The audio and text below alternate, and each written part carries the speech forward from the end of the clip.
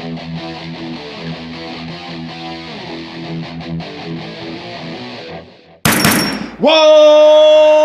up, nerds and nerdettes and wee little nerdlings all? It's your buddy Big Johnny G, and Two Gun Pixie presents Legendary Gaming! Welcome back indeed, my friends. Thank you all for joining me for another Midday Monologue Monday. Alright, so what I've been thinking about lately is really came about because some of the things me and 20-Sided Warriors are talking about lately, some of the Kickstarter games that are coming in now that I backed, along with future backings of games on Kickstarter, and culminating all with games that hit the table, why they hit the table. So all of this has been bubbling in my mind for the last couple of days since this weekend, and I've been thinking about that. And there is a reason why you, me, the 20-Sided Warriors, your buddies, there's a reason why each and every one of us enjoy gaming. There's a reason why we all keep coming back to tabletop gaming. Some of them may be similar reasons. There may be crossovers between what I get out of it and what I look for out of it, as well as you. But since it's been on my mind, and that's pretty much what Midday Monologues are about, let's talk about this. You know, I got my list all ready. Got some notes made, just wanted to throw a couple of things down there off the top of my head so I don't forget them. But there are several factors that to me are highly important. And then I'm going to end off with three little things that they in themselves don't make the board game great, but there are things that are extras that I look forward to in games. But let's take a look at the first 5 ideas that I had, things off the top of my head about what makes a game great, right? So now, one of the most important things that came to my mind immediately is a sense of immersion in the game. That sort of, like they say for movies, a suspension of disbelief. I know I'm sitting at the table with my buddies, but I also know at some level in my imagination that I'm in Ogmore, or that I'm trying to save the world from a pandemic, or trying to close gates against a great elder being, kind of horror, or I'm in the Old West trying to become a legend. I know to a certain degree in my imagination that is real, that is where I am. So if a game has qualities about it that help me feel more immersed in the game and helps that sense of suspension of disbelief, that is a major plus. That is a big star. If we're giving out, if each of these 5 points is a star, to make it a 5-star game, if you want to look at it that way, this may be the biggest star on there, I think. If I'm wrong, I will edit myself when I say something otherwise. But really, that sense of immersion, that sense of suspension of disbelief, even if it's momentary, it means so much about how good the game really is. So, now another thing that I like, and it might almost sound a little cliquish in a sense, but it does have a much larger, broader meaning, if you will. And that's that I want a game to give me a sense of adventure. So it doesn't have to be, a game where I go and I descend into the earth and fight cyclopses and monsters and giants and hellhounds, and it doesn't have to be a game that I'm out looking for treasure in a 1930s style Pulp Fiction thing. But there has to be some sort of sense of adventure in the game. And that can come in many parts. Trying to escape from a mental institution, trying to survive on Mars, trying to survive, the coming of Ragnarok. You see right there. Whatever it is, or even just creating your own character, even just like creating your own RPG style character. It gives this sense of adventure to it somehow, and that to me is another big mark, because it has that epicness to it. That's not a word. It is now. Epicness to it, definitely. Now, there's something funny while I was thinking about this. There was something that popped up in my mind. I didn't really know how to categorize it in the notes. So I just put down a UFO. I just put down a UFO reference to remind me of it, and that's missing time. And the reason I laugh about this as a UFO reference is because if anyone out there knows anything about modern pop culture ufology, a lot of people that get abducted say they have missing time. Like they're driving down the road and it's 1 a.m. and it takes them an hour to get home, and they get home and it's like 4 and they have no recollection of any of that time whatsoever. So missing time. If a game gives you that sensation, where you're sitting there and by the end of the game you look at your phone or your watch or the clock on your buddy's wall or whatever it is, you look at the time and you think to yourself, what time is it? That did not feel like fill in the blank hours, whatever, 2 hours, 4 hours.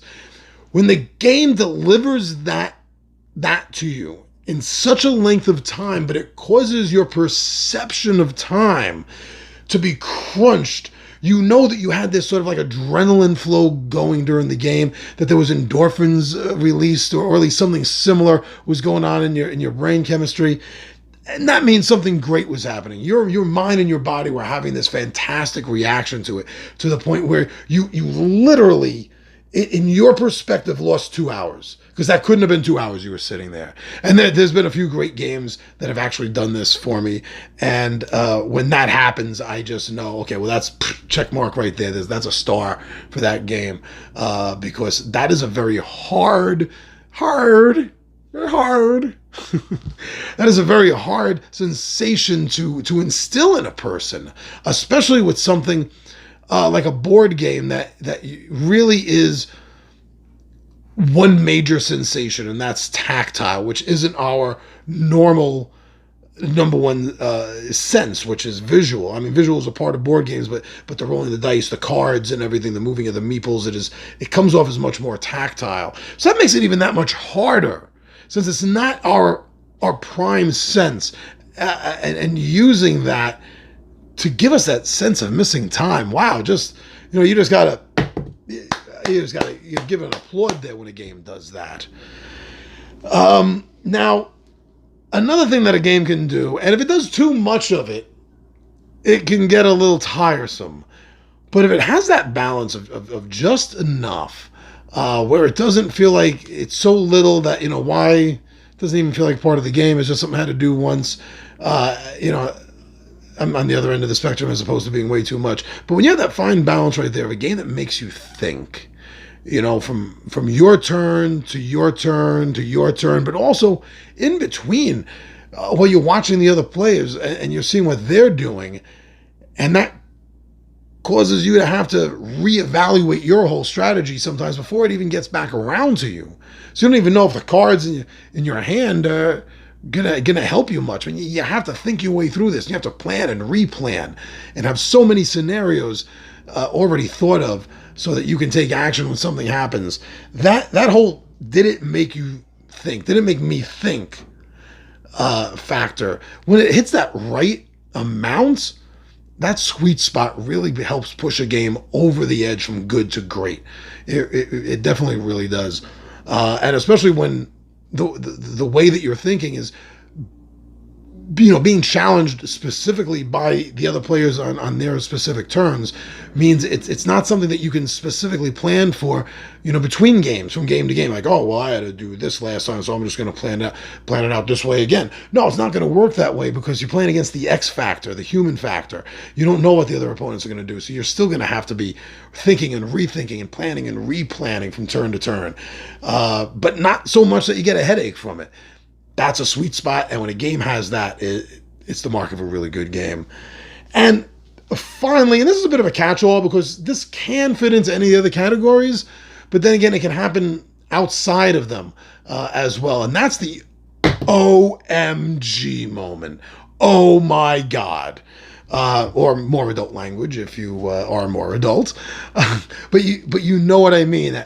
That moment in the game, where it might be TPK at any moment. But then that one roll happens, that one card is able to get played, or there's a synergy effect between what you're doing and what's going on in the scene or something. And it's like the tension is built up and then that happens and it's like, boom, whoa, that was almost it for us. I thought, guys, girls, yo, dudes, I thought we were done for. Whoa. And you know what I'm talking about. If you've played enough board games, and even in video games too, when you're playing in groups, you get that feeling, you get that sensation, you know what I'm talking about. And when that happens, man, that hits you right in here, and you remember it, and it brings the excitement level of the game. Man, it notches it up again. These are all factors that any game can have. It doesn't matter what the genre of the game is, whether it's a superhero game or whether it's a D&D game or whether it's a mythology game or whether it's a historical game. Hey, this is coming in handy. It doesn't matter because any one of these games can have one or all of those factors. And when you get more than one of these 5 that are all happening, like, they're all gestalt together into this one being of a game, and it doesn't fall apart under its own weight, so to speak, that is a completely amazing game. And I can't really give a list of that. I was thinking of maybe making this into my favorite 5 kind of thing, but it's hard to pin a game just for these specific reasons. Any games that I pick in top 5 will definitely have one or more, probably 2 or more of these factors, and most of them will probably have more than 3, I guarantee you. So I don't look at games that way. I don't reverse engineer Oh, there it happens again. I don't reverse engineer, so to speak, how this list works into a game. A game gets played, gets played several times, especially if it has several different modes of play. It has the cooperative versus AI, competitive versus AI, solo, hidden trader, hidden movement, all these different aspects. But as long as, I just got off track. But as long as it all comes together and something comes together. So I can't really give a list of what these games particularly are, but I guarantee you any of my lists that you do watch, these are reasons why they're on those lists. Because that's what pops out to me. Now, as a side note, as I'm signing off here, I did mention there were 3 things that aren't necessary for a game. They probably fall more into kitschness more than anything else. They have nothing to do with the playing of the game, the mechanics of the game, really. I mean, sometimes it can tie in a little bit, but I hate to say it, but it's like Indiana Jones in Raiders of the Lost Ark. It's not needed. You can get away without it. Might not be as much fun to watch, but you can get away without it. But there are 3 things, though, that to me help, so like the extra credit moment, if you will. And of course, always that's great art. Now, we all have our own definition of art because beauty, it's true. Beauty is in the eye of the beholder. What you see, you define through your perception of what is beautiful. And that goes for everything that we perceive, including art and art in games. So if something to me has great art, it means I want to look at the game. I want to look at the cards. I want to look at the board. I want to see the illustrations. If they're really that good, I want to see them. And I do. I shy away from buying games with that art that doesn't appeal to me. Even when I've heard good things about the game, I don't want to look at it. That's a personal thing. I admit that. And we all have, like I said, what we find good in art. So just, make sure that the art is good in a game that you're going to pick up, that you're going to play, because you're going to have to look at it. Now, the other one has had me since I was a kid. There was a Hobbit board game I had when I was a kid, and it had a raised 3D part of the board, and it had cardboard stand-up kind of things that connected onto it for the forest. And that was, I think, one of the first times I had seen a game board that did anything like that. If I had seen something like that before, certainly didn't register in my mind, because this is the only thing that sticks out as far as going back to my earliest board game memories. And because of that, I still to this day love it when games have 3D components, whether it's tile pieces for the game itself. Like Hero Quest had all those cool bookcases and cabinets and the altar and the desk, and that was amazing. It was a fun game. I loved playing Hero Quest because it was a fun game. But those I still have a bunch of those pieces actually. They survived all these years. I don't have a lot of them left, and I still use them for my D&D games for terrain. And the other thing, and this is the most. I shouldn't say the most. This is the least. I was going to say the most least, but that doesn't make a lot of sense now, my friends, does it? This is probably the least of the three on the list, and it's probably the most personal because of that. And that's a franchise tie-in. That's another cool thing, but it has to really work. Like Doctor Who. I didn't like any of the Doctor Who board games that have been presented to me. A friend got me Doctor Who Clue, and it's fun to play. It's a fun version of Clue, but it's not, to me, a Doctor Who game. It's something they just slapped on. It's nothing about the Who Clue feels like Who to me, to tell you the truth. Until the Doctor Who Time of the Daleks came out and completely blew my mind. And I said, wow, somebody has actually put together a thematically good and playably good Doctor Who game. So if the franchise fits in, that's going to draw me in even more. And your favorite franchises are going to help draw you in more to the board games as well. So those are some of the things that, to me, personally make for a great board game. And the more of these qualities a board game has in it, the more it's going to blow me away.